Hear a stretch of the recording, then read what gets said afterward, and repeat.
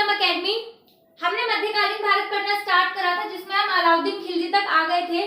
तो अलाउद्दीन खिलजी के बारे में हम बहुत सारी चीजें पढ़ चुके हैं कि कैसे इसने अपने ससुर को मार डाला और ससुर को मारने के बाद खुद राजा बन के बैठ गया और कितने सारे अभियान चलाए इसने, जिसमें मेन थे गुजरात का अभियान, चित्तौड़ का अभियान, वारंगल अभियान, देवगिरी अभियान और मोस्टली सारे ही अभियान जिसने और इसके बाद भी जो चलाए वो सारे ही सफल भी हुए थे। तो यहाँ से ना अलाउद्दीन खिलजी को बहुत ज्यादा कॉन्फिडेंस प्लस घमंड दोनों आ जाता है कि भाई अब तो मैं दुनिया जीत सकता हूँ, मैं दुनिया जीतूंगा और मेरे को इतना पैसा इतना सोना इकट्ठा करना है सब कुछ की पूरी दुनिया में मेरे से ज्यादा पैसा किसी पे हो ही ना। तो ये अलग अलग जगहों पे अलग अलग लोगों को अभियान के लिए भेजता रहता था। कहीं पे मलिक कफूर को भेज रहा है, कहीं नयाब को भेज रहा है, अलग अलग ऐसे ही भेजता रहता था। ठीक है, तो लास्ट वीडियो में हमने ये भी पढ़ा था कि अलाउद्दीन खिलजी बहुत ज्यादा टैक्स लेता था, जो उसकी जनता थी ना उससे बहुत ज्यादा टैक्स लेता था, लेकिन हाँ बदले में वो जनता के लिए काम भी करता था। ठीक है, टैक्स तो वो ले रहा है बट बदले में वो जनता को सारी फैसिलिटीज प्रोवाइड करता था, काम भी करता था, उनकी न्याय की भी बहुत अच्छा व्यवस्था करके रखी थी। खैर वो हम चीजें लास्ट वीडियो में डिस्कस कर चुके हैं कि उसने हर एक चीज के लिए पर्टिकुलर डिपार्टमेंट बना रखे थे और डिपार्टमेंट में सही से लोग काम कर रहे हैं या नहीं उसके लिए गुप्तचर भी छोड़ रखे थे। ये सिर्फ बाजार व्यवस्था के लिए नहीं थे, हर एक डिपार्टमेंट के लिए उसने गुप्तचर अलॉट करे हुए थे कि इनको करना है और अगर कुछ भी गड़बड़ होती है तो आके मुझे बताना है। उन गुप्तचरों को बरीद कहा जाता था। हम ये लास्ट वीडियो में डिस्कस कर चुके हैं।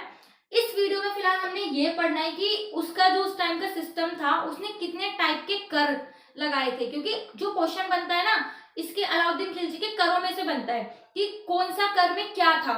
ठीक है, उसको हमें डिटेल में पढ़ना थोड़ा सा जरूरी है क्योंकि अलाउद्दीन खिलजी की वो जो चीजें हैं ना हम आज के टाइम तक यूज कर रहे हैं, भले ही उनके नाम चेंज कर दिए हो, goods and service tax GST या फिर सर्विस टैक्स इनकम टैक्स, नाम चेंज हो गए हैं लेकिन ये सारे आते इसी टाइम से यहीं से चलकर हमारे दिमागों में इनके आइडिया आए हैं, वो सारे हमसे यूज कर रहे थे। जो अब हम पढ़ते हैं तो उस टाइम पे ना एक था दोआब। दोआब क्या होती है, मान लो ये दो नदियां हैं, ठीक है, दो नदियां, दो आब, आब का मतलब होता है नदी, दो आब यानी दो नदियों के बीच की जो भूमि होती है ना वो दोआब कहलाती है। यहाँ पे ये दोआब है, ठीक है, दो नदियों के बीच की भूमि दोआब कहलाती है, दोआब। तो यहाँ पे जो लोग रहते थे ना वो बड़े प्रॉफिट में रहते थे क्योंकि इसके जो बीच की जो भूमि होती है ना यहाँ पे बहुत ज्यादा फर्टिलाइजर वगैरह यूज करने की जरूरत नहीं पड़ती क्योंकि ये जो भूमि होती है ना बहुत ज्यादा उपजाऊ होती है। यहाँ से बहुत मतलब उपजाऊ है, आप समझ लो ये जो सोना उगलती है, ये जो जमीन होती है ना सोना उगलती है कि यहाँ पे कोई भी फसल डालो वो बहुत बढ़िया होगी, अब वो चाहे किसी भी की कैसी भी हो। तो सबसे पहले तो अलाउद्दीन खिलजी ने बोला कि ये जमीन जो है ना राज्य की मलकियत है, मतलब कि ये राज्य की है, यहाँ पे किसी का कोई पर्सनल अधिकार नहीं है, जो दो नदियों के बीच की भूमि है ये राज्य की है। तो यहाँ से जो भी चीज पैदावार होगी जितनी भी होगी वो 100% राजा के पास जाएगी। पहले ऐसा होता था कि लोगों को जो यहाँ पे रहते थे ना उन्हें 50% देना पड़ता था, 50% दिया और 50% अपने पास रखा, फिर 50% में से भी थोड़ा बहुत उन्हें वापस मिल जाता था। बट यहाँ पे बोल दिया कि ये जो यहाँ पर जितनी भी पैदावारी होगी ना 100% वो सारी की सारी राज्य के पास वापस जाएगी। तो अलाउद्दीन खिलजी को यहाँ से बहुत ज्यादा पैसा आने लगा। फिर जो दूसरा काम अलाउद्दीन खिलजी ने करा, जो पहले लोगों को जागीरें बांटी जाती थी ना, जागीरें, जैसे राजा खुश हो जाता था, जा 2 गांव तेरे, जा 4 गांव तुझे दान दिए, तो अलाउद्दीन खिलजी ने कहा कि भाई देखो ऐसा है, जमीन है, मजाक करने वाली चीज तो है नहीं, तो तुम ऐसे जमीनें बांट रहे हो, ऐसे तो अगर मैं बांटता रहूंगा मैं तो राजा कहीं का रह ही नहीं जाऊंगा। उसने कहा ऐसा करो भाई जमीनें पहले तो मुझे वापस। अलाउद्दीन खिलजी ने बलबन के टाइम से लेकर के जो जमीनें फ्री में दी हुई थी ना सारी वापस ले ली, सारी की किसी का कोई नहीं है, ये मेरे अंडर आएगी, या तो जमीन रखनी है तो मुझे टैक्स दो। तो वो कह रहे जब मुझे टैक्स देना है तो मैं जमीन अपने पास रख के करूँ क्या, तू ले ले, क्योंकि इतना इतना तो वो टैक्स ले रहा था और जब जमीन दे देंगे तो टैक्स तो नहीं देना पड़ेगा, कम से कम सारी जमीनें वापस ले ली। फिर जमीन अपने पास इकट्ठी करके उसने उनको इस तरीके से डिवाइड करा, ये एक तो दोआब हो गया वो अलग हो गया, फिर उसने इस 4 तरीकों में उस भूमि को बांटा था। पहले थी इक्ता भूमि। अब इक्ता भूमि क्या होती है, मान लो एक बहुत बड़ा एरिया है, बहुत बड़ा एरिया है, तो अब एक पे एक जना इतने बड़े पे तो रूल कर नहीं सकता, अलाउद्दीन खुद भी नहीं जा सकता, तो उसने क्या करा इनको ना इक्तों में बांट दिया, कोई छोटा इक्ता कोई बड़ा इक्ता, ऐसे करके ना बड़े बड़े इक्तों में ऐसे करके उसने अलग अलग इक्तों में बांट दिए। अब ये क्या करा, इनको इक्ते बोले जाते हैं, जो बड़ी जमीन के छोटे टुकड़े करते हैं ना इनको इक्ता। तो ये जो पर्टिकुलर ये जो एक इक्ता है ना इसका हेड बना देते हैं इक्तेदार, इसका जो हेड होता है ना वो होता है इक्तेदार। अब इसका काम क्या होता है, ये यहाँ से रेवेन्यू कलेक्ट करेगा और यहाँ से ले जाके सीधे राजा को जाके दे देगा। तो इसका इक्तेदार का काम क्या था कि रेवेन्यू कलेक्ट करके इक्तेदार को दे देना। तो ये यहाँ पे एक देवदार बना दिया, जो बड़ी बड़ी भूमि थी जहां से लगता था कि कर जो है वसूला जा सकता है, वो इक्तेदार। सेकंड थी खालसा भूमि। खालसा भूमि से ये नहीं है कि किसी धर्म वगैरह को स्पेसिफाई थी, नहीं, ये क्या था, हाँ, खालसा भूमि सेंट्रल के पास थी, मतलब केंद्र सरकार के पास रहती थी, यहाँ से टैक्स सीधे राजा के पास जाता था, जैसे कि दोआब भूमि, ये इसका एक एग्जाम्पल है। ऐसी खालसा भूमि जो सीधे राज्य के पास रहती थी, ठीक है। थर्ड वन होती थी उर्सी भूमि। उर्सी भूमि को मैंने क्यों लिखा हुआ है, तुर्की मुसलमान, क्योंकि अलाउद्दीन खिलजी टैक्स तो सबसे लेता था, लेकिन जो उर्सी भूमि के मालिक होते थे, उर्सी भूमि के मालिक होते थे तुर्की मुसलमान, यानी कि अलाउद्दीन खिलजी के ही वंश के जो चले आ रहे हैं साथ में वो, तो इनको थोड़ा कम टैक्स देना पड़ता था। टैक्स तो ये भी देते थे, लेकिन थोड़ा औरों के कंपैरिजन में थोड़ा सा कम टैक्स देते थे। फिर ये होती थी वक्फ भूमि। वक्फ भूमि या इनाम वाली भूमि, तो ये जिसको इनाम विनाम में मिली होती है ना भूमि, इस पे कोई टैक्स नहीं लगता था, ये भूमि फ्री होती थी, इस पे कोई टैक्स नहीं लगता था, ठीक है। तो इस तरीके से उस टाइम पे अलाउद्दीन खिलजी ने अपनी ये भूमि का बंटवारा किया हुआ था और ये चीजें बांटी हुई थी, ठीक है।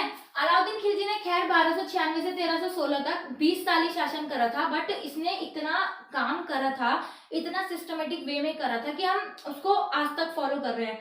उतना काम करा था जितना वो नायक मूवी में एक दिन का प्राइम मिनिस्टर करता है, उतना काम करा था इसने। अब इसने ना बहुत सारे टैक्स लगाए थे, बहुत सारे। इस टाइम पे की जनता को सबसे ज्यादा टैक्स देने पड़े थे, सबसे ज्यादा ये सारे सारे टैक्स देने पड़ते थे। बट इस टाइम की जनता ना खुश भी थी, क्योंकि अगर उसको टैक्स देना है ना तो उसकी इतनी इनकम हो जाती थी, क्योंकि कहीं इसके अलावा उसको कहीं कुछ नहीं देना ना, कोई भ्रष्टाचार नहीं है, कहीं कोई फालतू नहीं लेना, चीजें भी एमआरपी पे मिल रही हैं, कहीं कोई दिक्कत नहीं, सारी फैसिलिटीज उसे मिल रही है, तो जनता ठीक है, खुश थी। इट्स ओके, कोई बात नहीं, हमको देना पड़ रहा है बट एटलीस्ट काम तो हो रहा है ना। और सबसे बढ़िया बात अलाउद्दीन खिलजी की क्या थी, हर एक चीज के लिए अलग डिपार्टमेंट बनाए थे। डिपार्टमेंट के साथ साथ ही सब में गुप्तचर रखे हुए थे। गुप्तचर लास्ट वीडियो में हमने डिस्कस कर लिया कि चुपचाप जा करके देखते थे काम सही हो रहा है नहीं हो रहा, और नहीं भी हो रहा था तो उसको एक प्रॉपर पनिशमेंट मिलती थी जो डिसाइड होती थी, मतलब हाथ काट देना, पैर काट देना, बराबर सब कुछ अलग अलग डिपार्टमेंट की फिक्स करी हुई थी, और इन गुप्तचरों को बरीद कहा जाता था। लास्ट वीडियो में डिस्कस कर चुके, अभी हम ये टैक्स के बारे में पढ़ते हैं, यहाँ से जो क्वेश्चन आते हैं। तो फर्स्ट था उसने जजिया कर, इसने जजिया कर लगाया था गैर मुसलमानों पर। गैर मुसलमान मतलब जो भी मुसलमान हैं उनको कोई टैक्स नहीं देना, मुसलमान के बच्चे, मुसलमान लेडीज जो भी है उनको कोई टैक्स नहीं देना। उसके बाद जो गैर मुसलमान बच रहे हैं, हिंदू, सिख, ईसाई जो भी है, उन सबको टैक्स देना है, एक्सेप्ट ब्राह्मण। ब्राह्मण को छोड़ के बाकी सबको टैक्स देना पड़ेगा, ठीक है। उस टाइम पे ब्राह्मणों से टैक्स नहीं लिया था इसने, बाकी सबको, मतलब जो मेरे पूर्वज होते थे ना उनको टैक्स नहीं देना पड़ता था, बाकी सब देते थे। सेकंड था जकात। ये जकात जो है ना, ये मुसलमानों पे लगाने वाला टैक्स है। जब वो जकात करते हैं ना, वो उनका जकात जो है मुसलमानों पे लगाने वाला टैक्स है। तो ये कितना लगता था, उनकी इनकम का 1/40, सिर्फ 1/40 मीन्स कि अगर 40 रुपए तुम्हारी इनकम है तो तुम्हें सिर्फ 1 रुपया टैक्स देना पड़ेगा। जबकि जो जजिया कर था ना, ये करीब तो 50% अप्रोक्स 50% करीब था ये टैक्स, ठीक है। फिर तक खराज, खराज लगता था गैर मुस्लिमों पर, ठीक है, खराज है गैर मुस्लिमों पर। खराज क्या होता है, जब तुम्हारी हमारी किसी की भी फसल बन के तैयार होती है ना, तो उस फसल का 50% हमको गवर्नमेंट को देना है। मतलब अलाउद्दीन खिलजी गैर मुसलमानों को 50% अपने पास रखता था और 50% उनको देता था, उसमें वो अपना खाना पीना चलाते थे, सब कुछ ये गैर मुसलमानों पे लगता था। अब ये टैक्स तो मुसलमानों से भी लेता था, उसको बोलते थे उर्स टैक्स। ये सिर्फ मुसलमान देते थे, उन किस पर, फसल पर। ये हिंदू देते थे फसल पर, हिंदू या बाकी सब 50%, उर्स देते थे मुसलमान, पर ये 10% ही देते थे। उर्स भूमि पर जो तुर्की मुसलमानों के पास थी उर्सी, उर्स मुस्लिमों के पास थी, और 10% मतलब अपनी कम्युनिटी वाले से सिर्फ 10% टैक्स लेता था। फिर आता है खम्स। खम्स का टैक्स लगाया था लूट का धन, मतलब कि अगर तुम कुछ भी लूट लाट के ला रहे हो ना तो तुम्हें राज्य को देना पड़ेगा, अलाउद्दीन को देना पड़ेगा। कितना, 80%, और तुम रखोगे अपने पास कितना, 20%। मान लो तुम गए हो कहीं भी, किसी भी राजा के घर में घुस गए हो, खूब लूट लाट के ला रहे हो और तुमने 1 करोड़ रुपए लूटे, तो 80 लाख तुम्हें देने पड़ेंगे अलाउद्दीन खिलजी को, और 20 लाख तुम बांटोगे। उसमें सेना कितनी बड़ी होगी, सैनिक होंगे, उनका आने जाने का खर्चा, रहने वहने का, वही 20 लाख इतने में ही खर्च हो जाएंगे। तो लूट लाट भी ना इसके टाइम पे कम हो गई थी, क्योंकि इतना ज्यादा तो खुद अलाउद्दीन ही रख रहा था, तो क्या करे। बल्कि इससे पहले ही रेशियो उल्टा था, 20% हमें राजा को देना होता था अगर हम कहीं से लूट के ला रहे हैं, और 80% हम रख सकते थे। इसने ये उल्टा कर दिया था।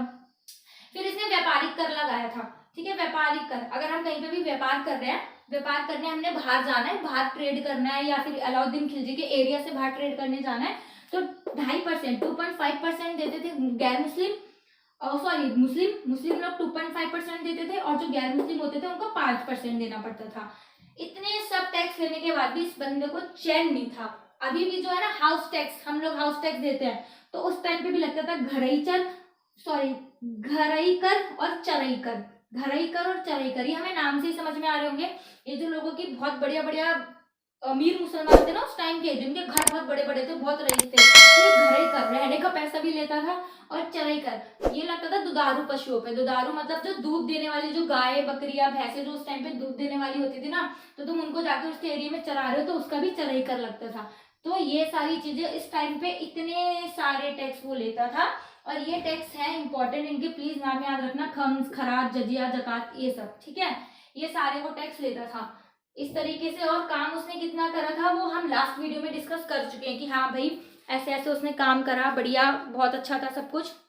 इसके अलावा जो अलाउद्दीन खिलजी था उसने बहुत सारी चीजें बनवाई भी हैं, जिसमें से सबसे ज्यादा फेमस है हौज खास। आज भी दिल्ली में है, लोग घूमने जाते हैं, बहुत ज्यादा एंजॉय करते हैं। तो यहाँ पे देखते हैं कि स्थापत्य काम में उसने क्या क्या करा।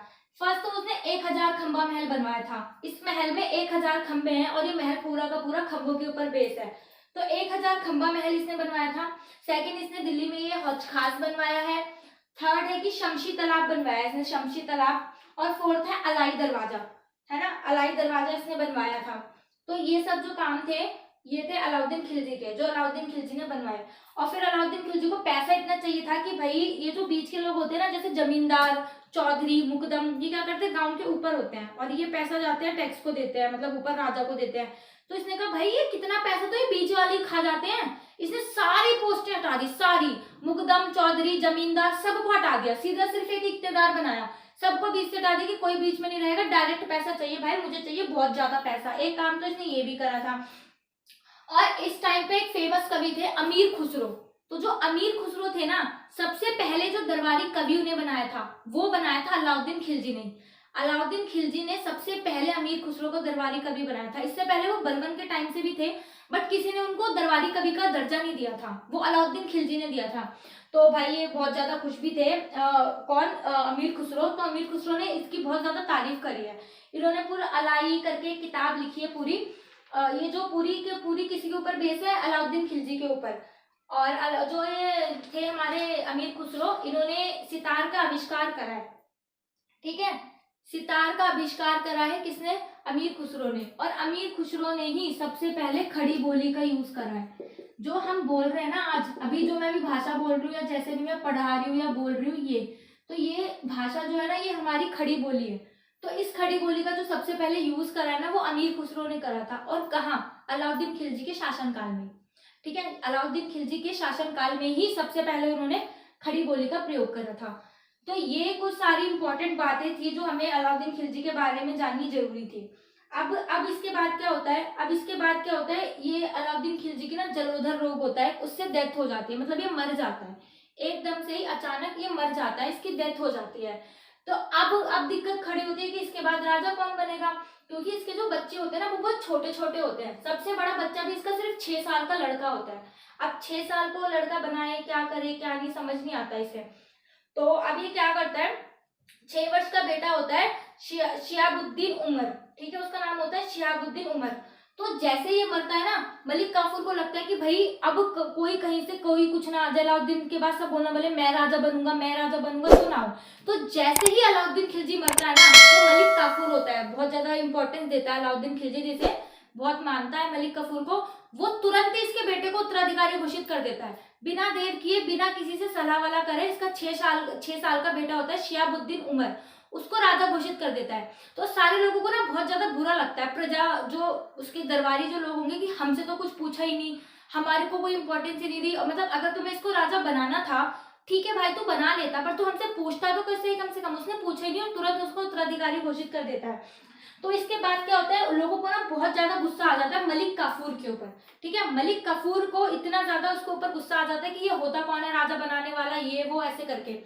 तो अब तो उसका बेटा जो है वो राजा बन चुका होता है, ठीक है। अब अलाउद्दीन खिलजी के बाद हम आगे पढ़ेंगे कि जब अलाउद्दीन खिलजी का बेटे को राजा बना दिया गया उसके बाद क्या होता है, खिलजी वंश का आगे क्या हुआ, ठीक है।